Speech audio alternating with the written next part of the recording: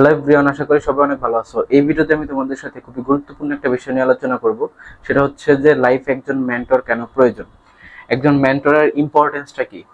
তো তোমরা অলরেডি অনেকেই জানো যে আমি শুরুতে হচ্ছে খুলনা ইউনিভার্সিটিতে অ্যাডমিট হই।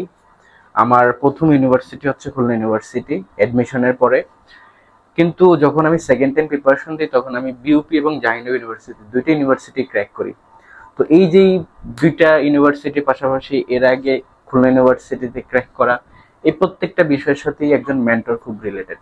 কেননা আমি যখন প্রিপারেশন নেই ফার্স্ট টাইম, তখন আমি প্রিপারেশনটা নেই মূলত সায়েন্স থেকে আমি প্রিপারেশন নিয়ে পরবর্তীতে খুলনা ইউনিভার্সিটিতেই ফরেস্ট্রি অ্যান্ড উড টেকনোলজি ডিপার্টমেন্টে আমি ভর্তি হই। সেখানে আমি প্রায় 1 বছরের মতো ক্লাস করি।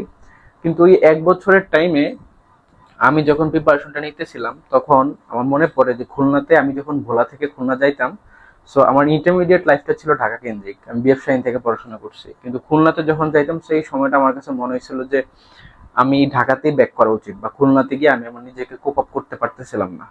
যদিও খুলনা ইউনিভার্সিটিও যথেষ্ট একটা ভালো ইউনিভার্সিটি এবং সেখানে আমার সাবজেক্টটাও অনেক ভালো একটা সাবজেক্ট ছিল, ফরেস্ট্রিতে পড়তেছিলাম এবং একাডেমিক রেজাল্ট অনেক ভালো ছিল। ইভেন খুলনাতে তোমার ওই জায়গাটাতে এমনিতে সবকিছু অনেক সুন্দর, খাবার দাবারের প্রাইস অনেক কম থাকে, এট এ টাইম তোমার বিভিন্ন প্রকারের খাবার সেখানে অ্যাভেলেবেল থাকে। সো সবকিছুই ঠিক ছিল, কিন্তু ধরো প্লেসটা ম্যাটার করে, অর্থাৎ একটা মানুষের জন্য বা স্টুডেন্টের জন্য অ্যাকচুয়ালি প্লেসটা অনেক বেশি জরুরি। তুমি কোন জায়গা থেকে নিজে স্বাচ্ছন্দ্য বোধ করতেছো, এই জিনিসটা।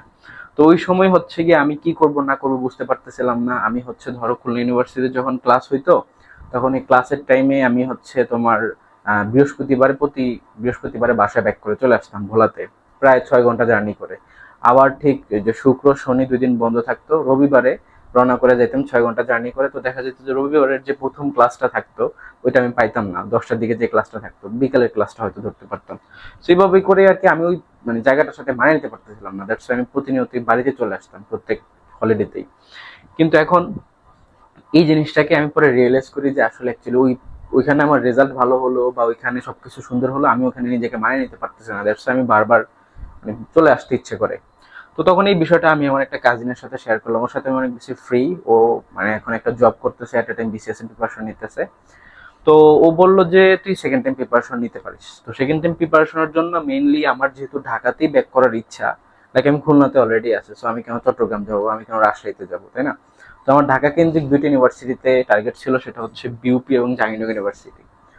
তো আমি সেভাবেই প্রিপারেশনটা নিলাম। শুরুতে আমি বিউপির জন্য প্রিপারেশনটা পুরোটাই কভার করে ফেলছিলাম, দেন এট এ টাইমে আমি জাহাঙ্গীরনগর ইউনিভার্সিটির সিলেবাসটা একটু বড় তো অ্যাডমিশনের জন্য, তো তখন সেভাবে প্রিপারেশনটা নেই। আর এই ব্যাপারে সেকেন্ড টাইম যখন আমি প্রিপারেশন নিই তখন আমি ডিসকাস করলাম যে আমি কি করবো। আমি ততদিন সায়েন্সের প্রিপারেশন নিতেছিলাম।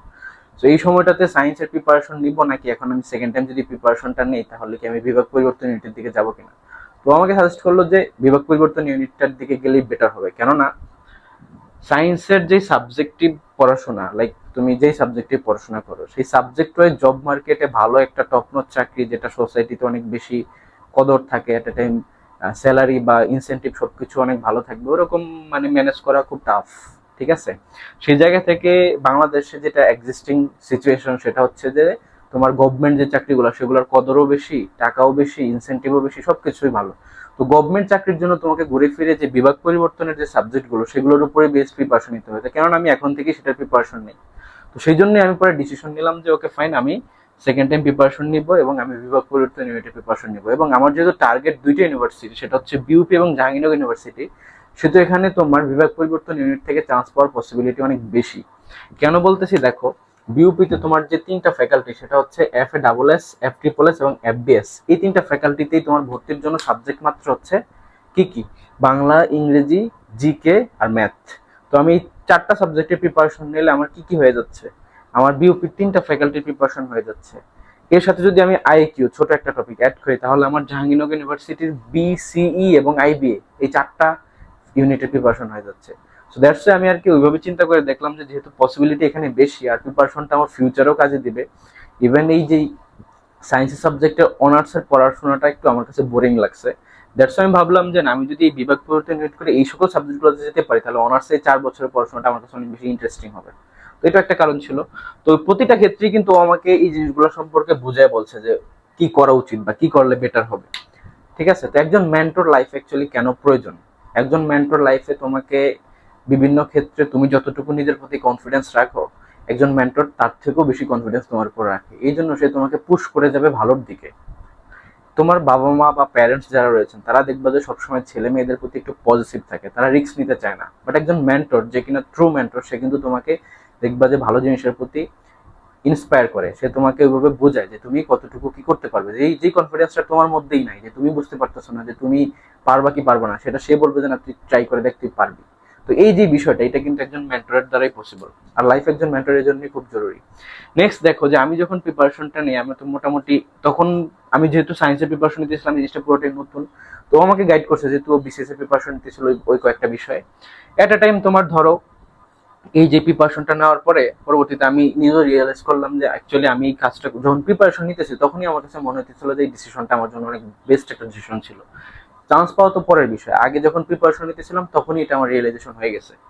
ইভেন যখন আমি বিউপির পরীক্ষাটা হয়, ওই সময় একটু করোনা পিরিয়ড ছিল, দ্যাটস বিউপির পরীক্ষাটা বারবার ডিলে হচ্ছিল, একবার ডেট দিয়ে আবার পেছাচ্ছিল, আবার পেছাচ্ছিল, এরকম। তো এরকম 3বার পেছানোর পরে হঠাৎ করে অ্যাকচুয়ালি পরীক্ষাটা হয়ে যায়। তখন আমার মনে পড়ে, আমি খুলনাতে, যেহেতু আমার ওইদিকে রুম টুম ছিল, আমি খুলনাতে ওইদিকে আমাদের একটা মানে কেন্দ্র দেওয়া হয়। মোট করোনা পিরিয়ড ছিল, তো দ্যাটস তোমার 4টা জায়গাতে 4টা বিভাগে তারা কেন্দ্র দিছে। তো খুলনাতে Jahanabad cantonment public school and কলেজে আমার কেন্দ্রটা পড়ছিল। তো সেখানে আমি মূলত বিউপি একই দিনেই 3টা পরীক্ষা হয়ে যায়। একই দিনে না, তো 2 দিনে পরীক্ষাটা হয়। একদিন একটা ফ্যাকাল্টির, বাকি আরেকদিন হচ্ছে 2টা ফ্যাকাল্টির পরীক্ষা। মানে একদিন 2টা পরীক্ষা, আরেকদিন একটা পরীক্ষা, এভাবে পরীক্ষাটা হয়। তো পরীক্ষাটা দিয়ে আমি রিয়েলাইজ করলাম যে অ্যাকচুয়ালি বিউপিতে আমার হয়ে যাবে। তো আলহামদুলিল্লাহ তোমার রিটেনে আমি পুরো 3টা ফ্যাকাল্টিতেই ক্র্যাক করি। দেন ভাইবা হয়, ভাইবা দিয়েও কিন্তু আমি সাবজেক্ট পেয়ে যাই। পরবর্তীতে আমি বিউপির যেটা সবচেয়ে বেস্ট ফ্যাকাল্টি, এফবিএস ফ্যাকাল্টি, সেটাতেই ভর্তি। এবং সেখানেও দেখা একটা টুইস্ট আছে, সেটা হচ্ছে যখন আমার বিউপিতে হয়ে গেল, জাহাঙ্গীরনগরের পরীক্ষা তো তখনও হয় না, তারও 1-1.5 মাস পরে গিয়ে জাহাঙ্গীরনগরের ভর্তি পরীক্ষাটা হয়, স্বাভাবিক সর্বশেষে পরীক্ষাটা হয়। কিন্তু ইদানিং আবার গত বছর থেকে এবছর প্লাস নেক্সট বছরগুলোতে দেখা যাচ্ছে যে জাহাঙ্গীরনগর ইউনিভার্সিটিও শুরুর দিকে পরীক্ষা নিচ্ছে। তো দেখো তখন কি হয়েছিল, যে বিউপিতে যখন রেজাল্টটা চলে আসে যে আমার হয়ে গেছে, এফবিএস ফ্যাকাল্টিতে হয়েছে, তারপর এফট্রিপল আইআর আসছে, এফবিএস আসছে আমার অ্যাকাউন্টিং, মানে বিবিএন অ্যাকাউন্টিং ইনফরমেশন সিস্টেম। তো যখন এই রেজাল্টটা পেয়ে যাই, তখন হচ্ছে কি আমি ভাবি যে এখন আমি কি করবো, আমি তো খুলনা ইউনিভার্সিটিতে আসি এট এ টাইম, এখন আমার বিউপিতে হয়ে গেছে, হোয়াট শুড আই ডু। দেন হচ্ছে গিয়ে ওর সাথে আবার ডিসকাস করলাম যে কি করা উচিত। তো পরে ও এই ব্যাপারটা নিয়ে ও নিজে কিছু বললো না, ওর একটা টিচারের কাছে আমাকে নিয়ে গেল।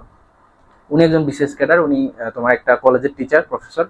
উনি হচ্ছে ঢাকা ইউনিভার্সিটি থেকে পড়াশোনা করছে। তো উনি আমাকে পরামর্শ দিল যে দেখো, ধরো তোমার একটা জিনিসের প্রতি তোমার পছন্দ আছে, এখন তুমি জোর করে তোমার বাবা মা তোমাকে আরেকটা জিনিসের সাথে ধরো মানে বললো এটা করার জন্য, তো দেখবে যে তখন তোমার কখনোই ওই জায়গাতে তুমি নিজেকে নিজে হ্যাপি রাখতে পারবে না, বরং তোমার এইদিকে টান কাজ করবে। রেদার তুমি তোমার নিজের ভালো লাগার যেটা, তুমি সেটার দিকে চলে যাও, দেখবা যে রেজাল্টও ভালো হয়েছে, আলটিমেটলি তোমার 4 বছরের পড়াশোনাটা অনেক বেশি মানে মজার হবে। পরবর্তী আমি কোনো কিছু না ভেবে আমি পরবর্তী বিউপি এফবিএস ফ্যাকাল্টিতে ভর্তি হয়ে যাই। ঠিক আছে। তো এখানে গিয়ে আমার ভালো এক্সপিরিয়েন্স ছিল। বিউপি যথেষ্ট ভালো একটা ইউনিভার্সিটি, ওয়েল ডিসিপ্লিন, এবং সেখানে পড়াশোনার মান খুবই ভালো, সবকিছু মিলে। দেন হচ্ছে গিয়া 1.5 মাস পরে জাহাঙ্গীরনগর ইউনিভার্সিটি পরীক্ষাটা হয়। তো জাহাঙ্গীরনগর ইউনিভার্সিটি পরীক্ষাটা যখন হয়, তখন আমার মনে পড়ে যে শুরুতে পরীক্ষাটা হয় আইবিএ তে। আইবিএ ইউনিটের যে পরীক্ষাটা হয়, সেটা পরীক্ষা দিয়ে আমরা রাত্রে যখন চলে আসি, জাহাঙ্গীরনগর ইউনিভার্সিটির একটা ভালো দিক হলো যে যেদিন পরীক্ষা দিবে ওই দিন রাত্রে তোমার রেজাল্ট দিয়ে দিবে। তো আইবিএ রেজাল্ট ওই দিন রাত্রে আমরা পেয়ে গেছি, বিকালে পরীক্ষা দিয়ে বাসায় গেলাম, রুমে গেলাম, দেন রাত্রি রেজাল্টটা পেয়ে গেলাম। তো আমার পজিশন আসছিল আইবিএ ফ্যাকাল্টিতে। তো আমি পজিশন পেয়ে দেখলাম যে আমার পজিশন আসছে তোমার 86। ঠিক আছে, 86। দেন আমি ভাবলাম যে হচ্ছে আইবিএ থেকে ভর্তি হব, বা এখানে কি অ্যাকচুয়ালি আমার আসতে পারি কিনা, একটু সন্দেহ ছিলাম, কারণ এখানে তোমার লিমিটেড সিট, তো জাহাঙ্গীরনগর ইউনিভার্সিটি প্রত্যেকটা ইউনিভার্সিটি। কিন্তু এই জিনিসটাই আবার হচ্ছে ভাবলাম যে না থাক, যদি আসে তাহলে তো আলহামদুলিল্লাহ জাহাঙ্গীরনগর ইউনিভার্সিটিতে চলে যাব।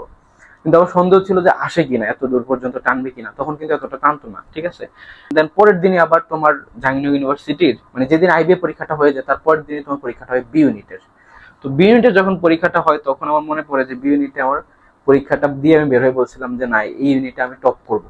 পরীক্ষাটা দিয়ে বেরোছিলাম, ফ্রেন্ডরা জিজ্ঞেস করতেছিল যে কেমন পরীক্ষা হয়েছে, বিউপির ফ্রেন্ডরাই ছিল, সবাই একসাথে আসছিলাম পরীক্ষা দিতে। দেন বললো যে হচ্ছে মানে আমি জিজ্ঞেস করলো যে পরীক্ষাটা কেমন হয়েছে, তখন আমি বললাম যে না, পরীক্ষা আজকে ভালো হয়েছে, আমি টপ করবো আই থিঙ্ক।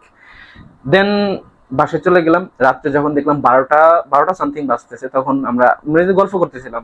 যদিও পরীক্ষা আছে, পরের দিন আবার এফ ইউনিটের পরীক্ষা, তারপরের দিন আবার সি ইউনিটের পরীক্ষা, এরকম পরীক্ষাগুলো ছিল। কিন্তু আমরা তো পড়া আগেই শেষ অ্যাকচুয়ালি, ওই সময় কি পড়বো, পরীক্ষার একদিন আগে কি পড়ে মানুষজন। তো দেন হচ্ছে কি আমরা ডিসকাস করতেছিলাম। এই আমার একটা ফ্রেন্ডের গিটার ছিল, ও গিটার বাজাইতেছিল। তখন হঠাৎ করে একজন ফোন স্ক্রল করতে করতে বলতেছে যে বি ইউনিটের রেজাল্ট দিয়ে দিছে। পরে বললাম যে দেখ তো কি অবস্থা, কি হয়েছে। পরে আমি ওরে আমার রোলটা বললাম, ওরা এক একজন করে চেক করতেছিল। পরে আমার রোল দেখে মিলিয়ে দেখলো যে আমার পজিশন বি ইউনিট আসছে 6। তো তখন একটু আমি মানে কি বলে খুশি হয়েছি, কেননা আমার যেহেতু আইবিএ তে আমি একটু সন্দিহান ছিলাম যে আসে কি আসে না, কিন্তু বি ইউনিটে আমার পজিশন আসছে তোমার 6, আর এখানে তোমার সিট ছিল তোমার 163টা। তো আমি যেই সাবজেক্ট চাই সেটাই আমি পাবো এখানে, মানে আনডাউটেডলি, ঠিক আছে, টপ সাবজেক্টে আমি ভর্তি হতে পারবো। তো দ্যাটস ওয়াই পরবর্তীতে আমি জাহাঙ্গীরনগর ইউনিভার্সিটিতে ভর্তি হবো। পরের দিন আমার পরীক্ষা ছিল এফ ইউনিটের, ঠিক আছে, যেটা তখনকার সময় ল ছিল সেখানে। তো আমি এফ ইউনিটে পরীক্ষা দিতে আর যাই না, যেহেতু আইবিএ তো পসিবিলিটি আছে, বি ইউনিটে তো হয়েই গেছে 6 পজিশন। তো পরের দিন আমি আর সকালবেলা ঘুমাইছি, আমি পরীক্ষা দিতে যাই না, কারণ 2 দিন জার্নি করে ঢাকা থেকে তোমার সাভারে গিয়ে জাহাঙ্গীরনগরে জার্নি করে আর ভালো লাগতেছিল না, এই আর কি। পরে আবার ভাবলাম যে ঠিক আছে, এটা তো গ্যাপ করছি, তারপরে ছিল আবার সিউনিটি পরীক্ষা, সেটাতে অ্যাটেন্ড করি, সেখানে গিয়ে আবার তোমার পজিশন চলে আসে সিউনিটি। কিন্তু সিউনিটি আমি ভর্তি হবো না, কারণ আমার বিউনিটি ইকোনমিক্স পেয়ে গেছি। আমার শুরু থেকে প্ল্যান ছিল, যে বললাম সায়েন্স সাবজেক্ট থেকে গিয়ে একটা রিয়েল লাইফ যেটা তোমার রিলেট করা যাবে, বা যে সাবজেক্টটা পরে আমি ইন্টারেস্ট পাবো সেটাতে আমি পড়ার ইচ্ছা ছিল, এই জন্য আমি ইকোনমিক্সে ভর্তি হয়ে যাই। ইভেন আমার কয়েকটা ভাই ছিল, সিনিয়র ভাই, যারা জাহাঙ্গীরনগর ইকোনমিক্সে পড়তেছে, তো ওদের কাছ থেকে সাজেশন নিলাম যে ভাই কি করবো, তো বললো যে তুই ইকোনমিক্সে চলে আয়, এটা বেস্ট হবে, আমরা যেহেতু আছি সমস্যা নেই। তো এই হচ্ছে ব্যাপারটা আর কি। ওভারঅল মানে পুরো জিনিসটাতে, পুরো জার্নিতে আমার যে কাজিনটা, সেই আমাকে মেন্টর করে গেছে। লাইক ও যদি ওই সময় আমাকে ইন্সপায়ার না করতো, হয়তো দেখা গেলো যে আমি সেকেন্ড টাইম প্রিপারেশনটা তো নিতামই না।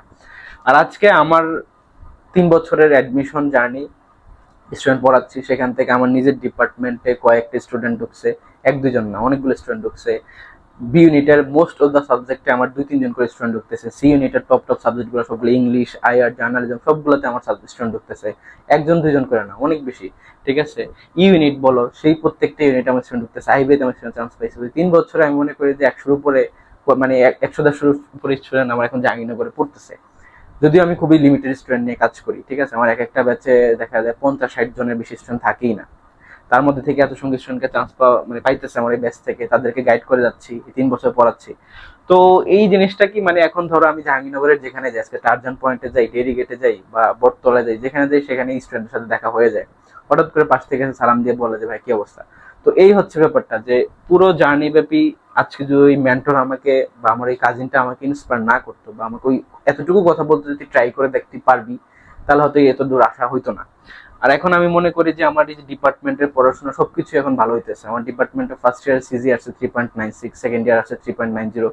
সো এভাবে চলতেছে আর কি। ওভারঅল সবকিছু মিলিয়ে আলহামদুলিল্লাহ যথেষ্ট ভালো আছি।